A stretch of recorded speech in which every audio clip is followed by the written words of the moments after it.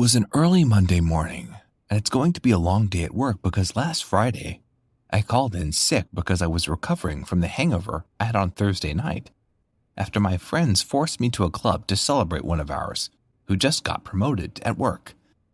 I had so much to drink, even though I was supposed to take just a little, because my tolerance for alcohol was low. Hence, the hangover was inevitable. I lost myself while dancing, and as far as I remember, I danced like no one was watching, even though I could be timid on a typical day. I'm an ambivert, so blending into the social part of me wasn't so tricky anyways. Besides, I was drunk, and you know what alcohol does. It brings out the crazy amount of you with some confidence. Some guys shot their shots at the club, but I never gave them attention, as I assumed them to be time wasters, especially white guys. I had learned the hard way from my ordeal with my ex-boyfriend, who was a redneck. He'd generally given me a wrong impression about white guys. A story for another day. While I turned all of these guys down, a particular black dude got me hands down. I didn't know what he did to me, but I must confess, it got me real good. I didn't hesitate when he offered to buy me a drink, and even invited me to dance with him, even though I had turned down tons of guys that had come earlier. The last thing I remember at the club was dancing with him, and the next thing was finding myself in my bed after a call from my office woke me on Friday morning. I had even missed previous calls while sleeping. I probably might have dozed off after dancing with the guy when my friends brought me home. I'm a young black woman in her late 20s with a good-paying job. I often get the "you are so lucky" line, but I waved it off as I don't regard it as a compliment, as I don't believe in luck, but rather hard work. My hard work has got me to where I am today because I work extraordinarily to earn extravagantly. I'm a beautiful damsel because the mirror doesn't lie. My friends often compliment me while I giggle and blush softly, trying not to make it obvious, you know, the big girl thing. On a more serious note, I need no one's approval to accept that I'm beautiful. My philosophy about beauty is that every human, black or white, is gorgeous, as we are all fearfully and wonderfully made. I'm ready for today and all the stress that comes with it since I skipped Friday, and Monday is a naturally busy day. Deep down I pitied myself, but shrugged my shoulders after remembering I am blessed with the best colleague at work. My colleague is named Mark. He's a sweet guy. He helps out with everything. He always makes work easy for me, justifying his kind gestures with a particular statement: "You're an angel, and you deserve zero stress. I'll help you out." I can't help but blush whenever he utters this line, as the line never gets old. A noticeable blush this time as the big girl in me vanishes, and I often react with a smile and a soft tone. "Thank you." As I got to work, I noticed Mark wasn't in his seat, and that was so unlike him, as he gets to work before anyone does. So I asked the secretary why Mark wasn't in the office yet. Then she gave me the shocker of my life. Did you guess what she said? Possibly you thought right. The secretary informed me that Mark has been sick and won't be coming today, as he was even absent on Friday, as was I. This isn't good, I muttered. I said further that a good guy like Mark doesn't deserve to fall sick. Just then it crossed my mind why he didn't call me on Friday morning, as I didn't show up early, because he gives me the first call each time I stay late, before the secretary calls. But he didn't even call throughout the weekend. It was unusual, and I should have sensed that before now. I felt terrible. I didn't call the poor guy, but I was going to make it up to him by stopping by his apartment after work to check on him and drop off some provisions. I knew I was in deep shit at that moment. I received the information about Mark from the secretary. I'd have to cover for all of the work myself, and at least cover some of Mark's, because he would do the same if I were in his shoes. I've got some brief board meetings to attend and some proposals to submit to the boss. I immediately started the work. I still had some other tasks. I will reach the nearby mall to get stuff done after work hours, drop by Mark's apartment, prepare dinner when I get home, and then prepare for the next day. As a senior staff member, I close at 4 p.m., but I have stayed till 5 p.m. already, and I need to start packing up to attend other things I scheduled for the day before night comes.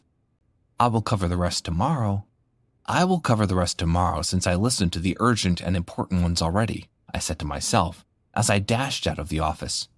I divided my tasks as I set a proposed timetable to make them attainable and more accessible for me. I drove to the mall down the road and finished shopping even before the time I had set. At least I'd have more time to myself. The next was to visit Mark. I immediately started my car engine. It gave a weird sound, but I didn't even mind. I zoomed off. Did I mention Mark's house was far from the office? How he managed to get to work before any of us every day is what amazes me. He's a workaholic. I was on a highway and I was driving so fast. If you saw my pace, two things would likely cross your mind. I had just joined Dominic Toronto and his colleagues for another fast and furious race. Or I was driving for Professor in another money heist mission. The experience, however, didn't end well. Just while I was enjoying my whole fast and furious ride, one of my car tires blew out of its spot while the car was still in motion. I was scared that it didn't even know when I matched the brake. My steering had stiffed, and the car's screeching sound as it reached to the brake got me scarier, but thankfully it stopped. I believe God loves me because I might have lost my life to that accident, but I came out without a scratch. I get out from the car as I was trying to imagine what would have happened if the vehicle had refused to stop. I was grateful to God. I immediately ran to grab my phone in the car to call my mechanic, but it was off already. I left my charger home and didn't even have a car charger. It became apparent that I was stranded as I didn't know what to do next. It was a deserted highway with just a few passing cars. I tried waving down for some vehicles in motion to signal for aid, but none waited. I got tired and frustrated as no one was ready to help, possibly because it was a dry area and it was getting cloudy already. But all I needed is a damn phone to call an Uber, I grumbled. I was worn out and felt like crying as little things drove me teary. How do I manage the timetable I had set? I said to myself as I kicked the car in anger. It was painful, but I didn't mind. After a few minutes, a Ford 150 drove past me, but pulled over after a few seconds, just around where my car stopped. I saw a redneck guy come down from the vehicle, approaching the direction where my car stopped. I looked away as I didn't expect anything good to come from a redneck guy, and had promised not to have anything to do with rednecks. I needed his help, but my ego was more important than whatever favor I thought within myself. The next thing I heard was a baritone voice asking if there was a problem. I immediately answered him, claiming everything was fine, but he insisted that a young lady wouldn't just decide to stay on the highway if everything was fine. I yelled at him to let me be, but he insisted he only came to help. For a second, I thought it would be nice to trash the ego as I needed help. He was about to take his leave, since I wasn't ready to give him an audience like the gentle guy I suppose he was. Swiftly, I asked him to wait as I moved towards him reluctantly. I explained how my tire suddenly blew out, and it's awful as I have a lot to do within a short period, and I'm running out of time already. He didn't utter a word as he moved around my vehicle, checking if any other part of my vehicle had developed a fault. Still, I guess it was just the tire, as I had to take it to the workshop for a monthly mechanical checkup, and my mechanic would have hinted to me if he had detected anything. Not long after, he made a call to someone, and all I could hear was, "Yeah, I'll text you the address right away. Thank you," and he dropped the call. That must have been his mechanic. I was lost while standing because I would have doubted if anyone had told me earlier that a redneck would be saving my ass this evening. He was typing on his phone while I tried to process the unbelievable. I supposed he was texting the mechanic. When he finished, he asked where I was going. I told him I was headed to a colleague's place before my car tire blew out. He offered to drive me down, but I rejected him.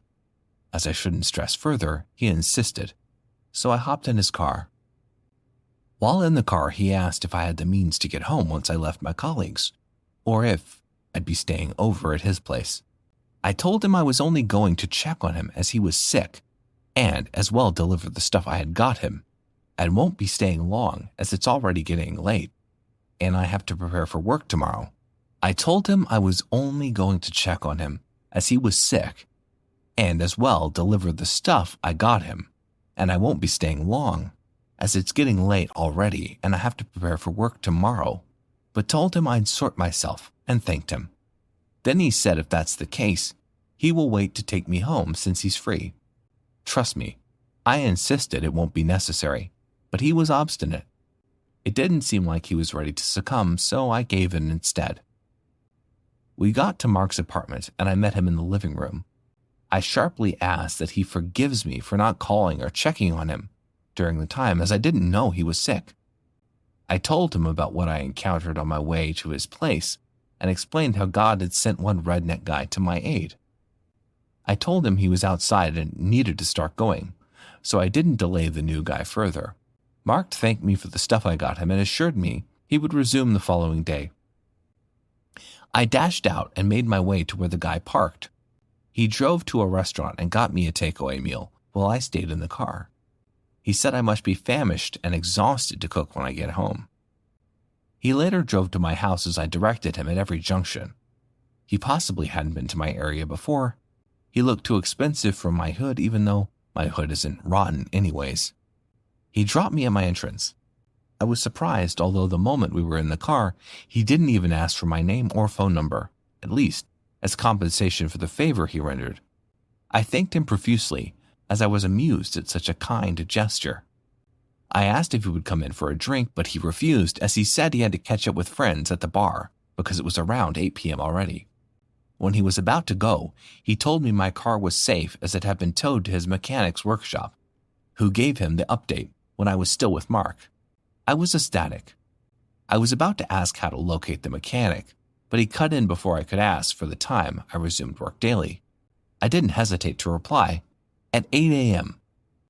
Although I didn't know why he asked, then he informed me he had already sorted my car expenses, which would be delivered to my compound before I leave for my office tomorrow, as he would text the mechanic my home address, and he zoomed off. I stood as I watched his car disappear into thin air. I didn't doubt his kindness for a second, as it was just too accurate and undiluted. I was assured he would keep to his promise, so I slept like a baby with no worries. I was not wrong. The redneck guy kept his word. The mechanic's honk on my gate woke me the following day, as he delivered my car with a new set of tires.